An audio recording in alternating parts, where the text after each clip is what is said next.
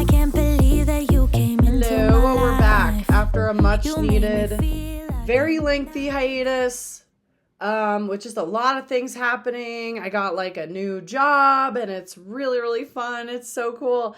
And I got, school's kind of pretty much done for me, I think at least for now. And then, jujitsu, the whole nine. So I took on a couple like nonprofit projects. Just became really slammed, and I'm sorry I've neglected you guys, but we're back. We're moving and grooving. Today is going to be super short because I'm just kind of getting back into the swing of things. So we're going to talk about gaslighting. I had to write a blog for Break the Silence Against Domestic Violence. I will include their logo and all their contact information too, just in case anybody's ever interested. They have a ton of my blog posts on there. They have a ton of resources, a ton of everything, really. Volunteering, if you're looking to give back, maybe you've made it out and you're kind of just looking for ways to give back to the community. They have a lot of volunteering options too. So we definitely need your help on the team. If you're interested, think about applying. I know I need your help. Anyways, gaslighting. So gaslighting, at least in family court, it'll typically refer to it's a manipulative tactic where basically it kind of forces the victim involved to question their autonomy, identity, their life experiences, things like that. So it's like, when you're in domestic violence, you'll see common types of gaslighting are, hey, have you seen my keys? I put them on the counter. No, I haven't seen your keys. And they take your keys for hours and they just make you feel like you're losing your mind because you know you put them on the counter. That's a really good exhibit when it comes to gaslighting. Gaslighting doesn't stop just because you've separated from them. They'll continue to use that tactic, especially in family court. So it's typically, let me take a step back really quick. It refers to a manipulative tactic where one party in, let's say, a family court matter will deliberately misrepresent reality, denies or distorts the events, or subtly undermines the other party's perception of their own sanity and judgment. This can involve anything down to denying or distorting what actually happened, maybe making us question our memories, or just in general creating doubt around a specific situation, i.e., where'd my keys go? I think probably the most frequent one, I'm trying to think back on my own experience, my own family court journey, and I think the most frequent one was just a lot of like negative talk about my parenting style. I mean, I was a new parent, but I wasn't what it was being depicted. You know what I mean? So like, that's kind of a good way that they go about gaslighting people. And it's, oh, you think she was a good mom? Well, she does X, Y, and Z, or you think he was a good dad? Well, he did X, Y, and Z, and the gaslighting it can just be disastrous in family court, in my opinion.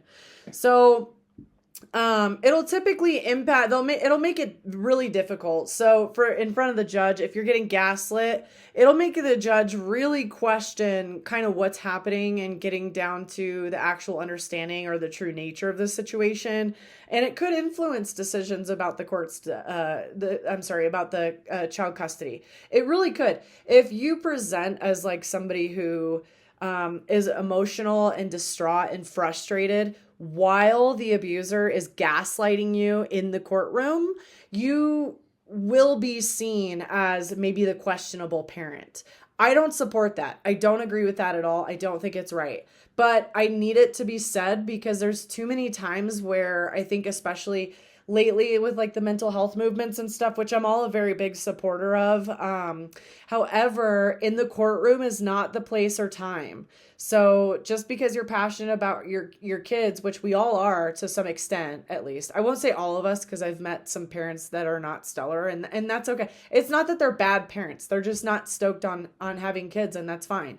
But, they kind of already have them. It is what it is. My whole point is this will affect your divorce proceedings if we're also getting emotional on top of that. We can't be emotional and be gaslit. You have to be stoic and firm and communicative and articulate, because you only have, like, it feels like when you're in family court, you only have a few seconds, it feels like, to answer the questions. So if you're spending those precious few seconds reeling in your head about what it is that they just said, that's going to cause a problem. It's going to look like you guys are fighting. The judge, almost any family court judge has a really good lens. And a lens is just referring to how they're seeing the picture. So the best takeaway, I think, from this video is just to not get emotionally involved when you're in the courtroom. I know that that doesn't make sense because it's about our kids. It's literally the biggest passions that we have in this life for a lot of us. And so I know it's really hard for us to kind of let those emotions go.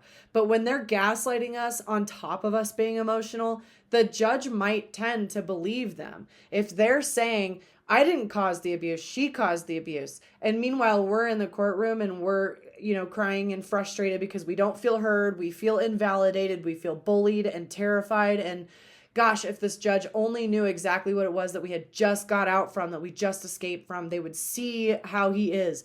And they will. They really will. They will. I promise you they will. But you have to play all your cards. You have to play it smart. And it's the hardest road. It is the hardest option out there. The easiest option is to throw in the towel and walk away completely. The hardest option is to truly come to terms with, you cannot be emotionally manipulated by this person anymore. And that's what gaslighting does. It emotionally manipulates us into thinking something else happened. It talks us out of our very justifiable frustration and pain and sometimes anger, and so we do kind of get sucked into that trap. When we want to talk about addressing gaslighting in court, I think it's really important to document the gaslighting behavior, including specific instances. What I did was, let's see here. So what I did was, I have a disaster over here.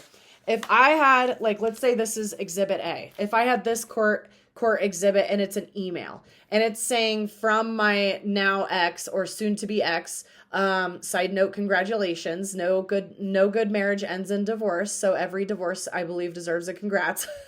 But if this is your exhibit and it's, let's say it's an email about cut the kid's hair too short and now they can't, they're getting bullied in school, and this is because you're a poor parent. You need to include this in sequence. So you need to include the email. Let's say you have to ask for permission to get a haircut. I know some friends of mine do. If you have to get if you have mutual decision making, a lot of time things like that are actually included. I don't know why the court allows that, but it is.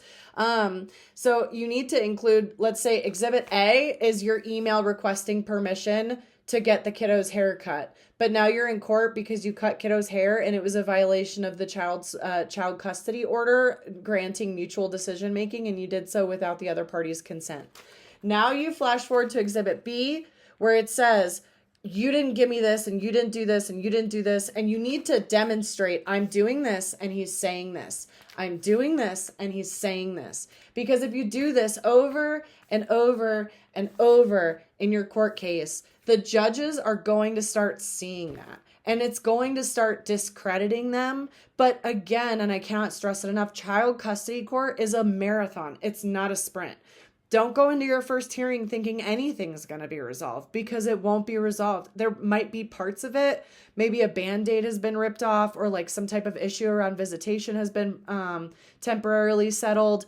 But for the most part, nothing will get done in one hearing. So you have to demonstrate, I did this and he did that, over and over and over. And I know it's going to get to a point where it makes you feel like your ears are going to bleed, and probably in my YouTube channel, but it'll get better. Everything will start smoothing out. You have to address the gaslighting behavior with the specific instances where the facts were distorted. That's Exhibit A.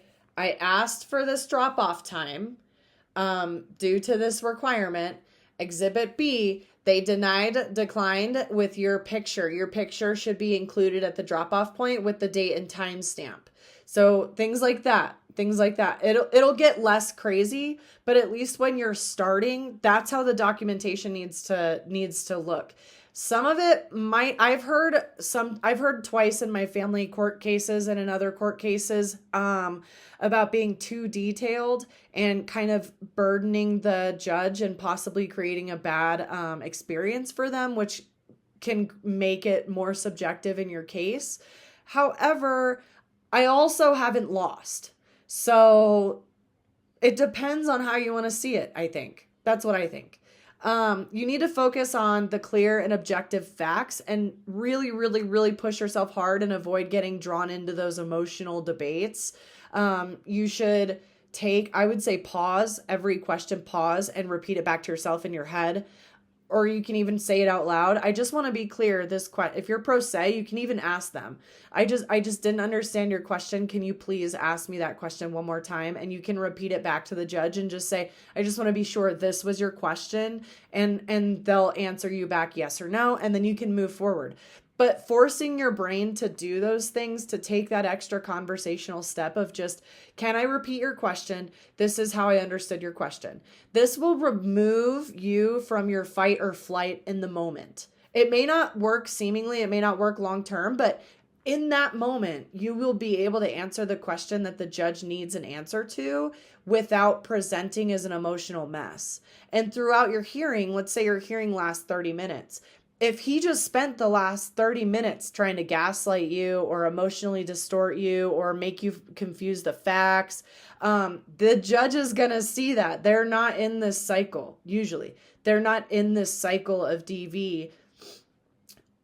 I'm kind of assuming that, but I'm hoping that they're not in the cycle of DV. So they're not seeing them the way that we see them, which is somebody that we once loved and cared for. And how could they be doing this and all the things, right? They're seeing this person completely, probably for the first time. Maybe they don't remember you from a previous hearing, but they're going to start building up this track record of just attacking you over and over or disparaging you, insulting you. And the judge will see that you're more focused on the facts. And psychologically speaking, judges would rather speak that language. It's their first language. They don't really typically get involved in the emotional type of conversation. I know if they do, they can get in really big trouble. And you can do things like request a review, judge's review, magistrate's review. I've talked about that till I'm blue in the face because there's always a chance. I was told so many times there's no chance with those reviews, but I'm a prime example. There's a chance. So anyway, today's lesson, gaslighting.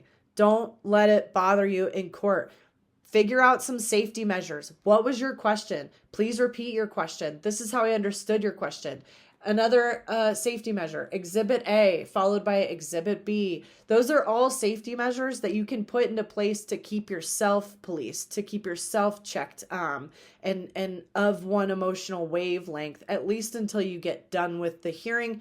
Then you can lose it. You can lose it. Go get yourself a giant boba tea, some chocolate, take care of yourself, hug your kids, whatever you got to do to take care of yourself. You can do that after the hearing, but really try to work on these safety measures. If you're experiencing gaslighting during family court, it can absolutely be detrimental.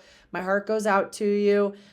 Anything else you need, I'll be perusing the channel just to respond to some comments and questions and try to post that more personalized type of content, that more tailored type of content.